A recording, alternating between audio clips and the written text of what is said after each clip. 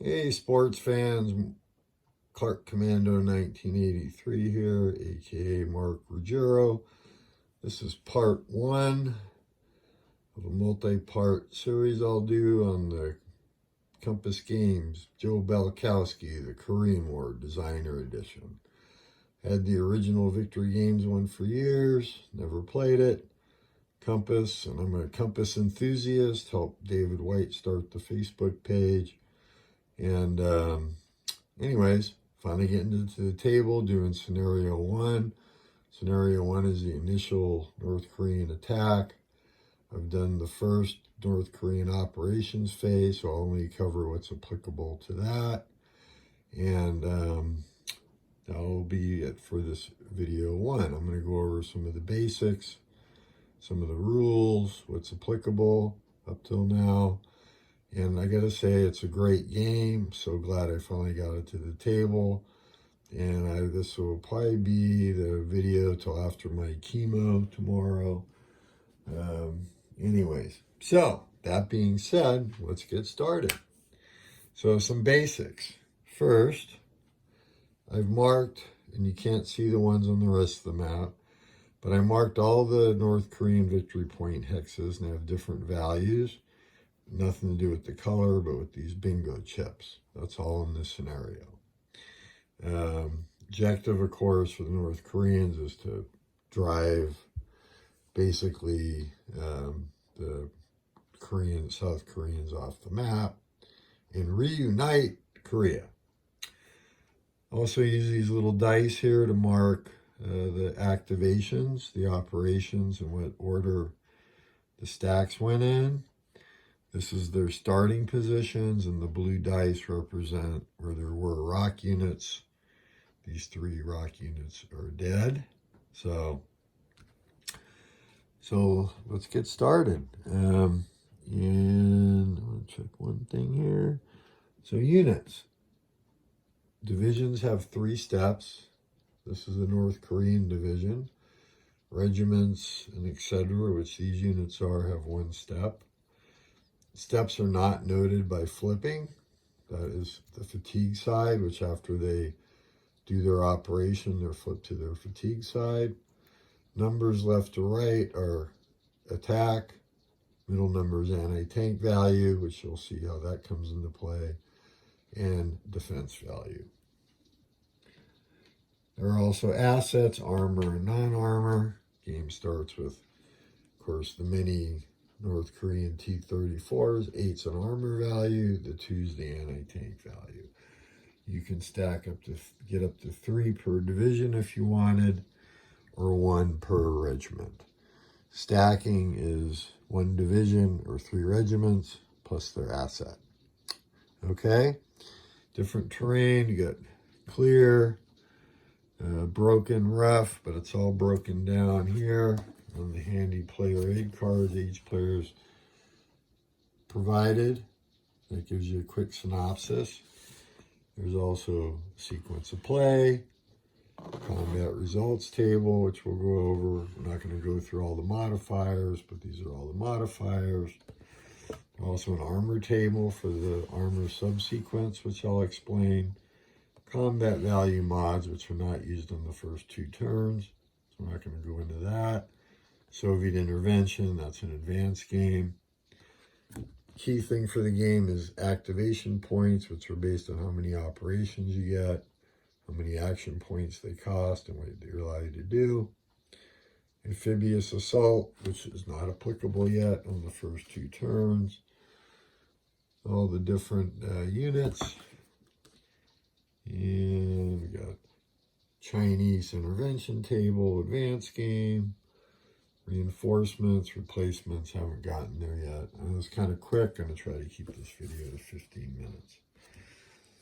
So, that being said, also laid out very nicely, which you can't see on the map because I don't want to move my phone, are all the charts are laid out very nicely. So if the North Korea is sitting on that side, they can see what they need to see. And if the UN's going to sit over here, there's charts here and up here that are accessible to both sides, okay? So, anyways, let's get moving. Let me explain the action, what happened. So, the first thing, and there are rules that aren't used in the first two turns. Depots, supply, kind of a free-for-all. Later on, I'll do a video with the depots included. That's pretty critical later on for supply, and also how well you can attack, and it's kind of a limited command control thing. All right, so basically the first thing that happens is turn one, you skip, there's 2 action phases per turn.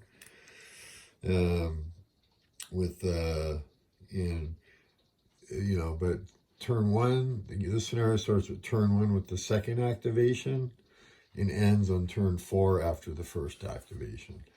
And activation basically is you go back and forth, rolling on the initiative table, get your amount of operations, execute.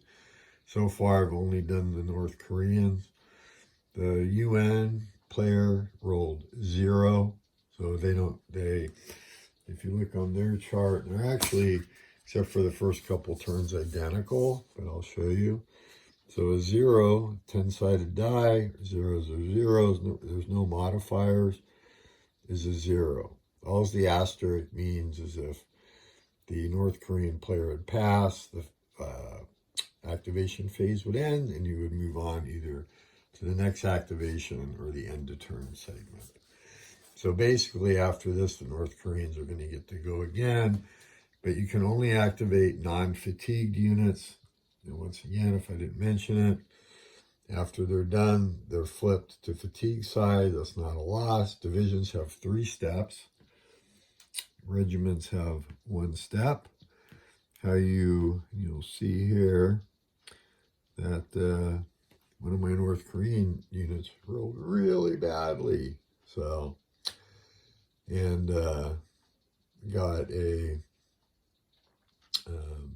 took a step loss because he got greedy. So, that being said,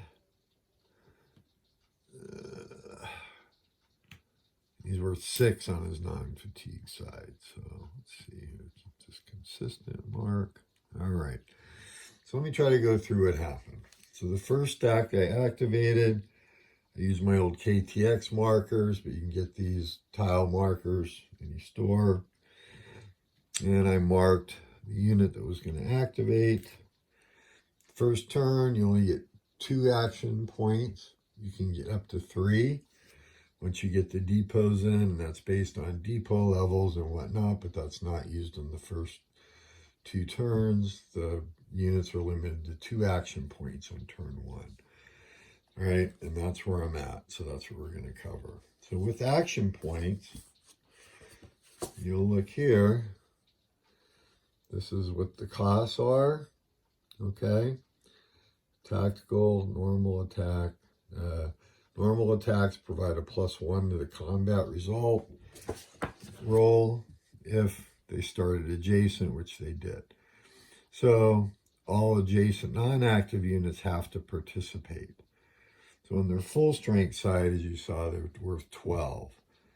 So I had 12 and 12. I had 24 to 2. One of these poor guys was who was defending, so it gave me a raw odds of 12 to 1. You start with a +1. The most pluses you can have is +5. So we went to the armor subsequence, and on the assets, remember, whoops, okay, 8 is the armor value, and 2 is the anti-tank value. The rock units have an anti-tank value of 1, so the raw odds were 8 to 1. You do an armor subsequence, so the max table's 4 to 1. None of these modifiers applied. So I rolled let's see here. I got a 6, which gave me a +3. So I had a +4 to the die roll. It's a clear hex. Clear hex. 12 to 1. The max 11 to 1. And I got a net result of 12 on my roll. Defender eliminated. So they eliminated. They moved in. And why is is this marked 4? It should be number 1.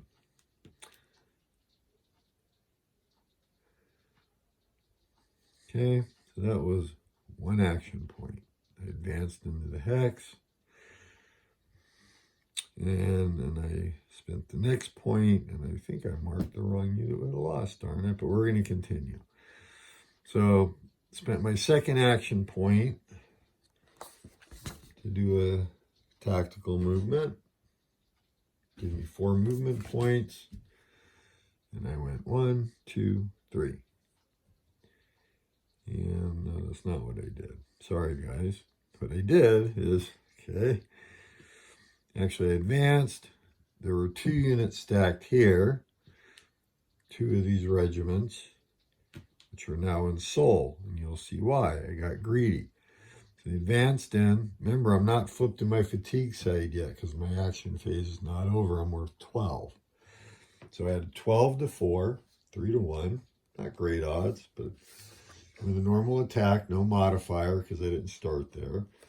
But I thought, I got a 4 to 1 on the armor table. Got a little greedy. Thought I'd get some kind of plus. I didn't. I rolled a 0. Disaster. No modifier.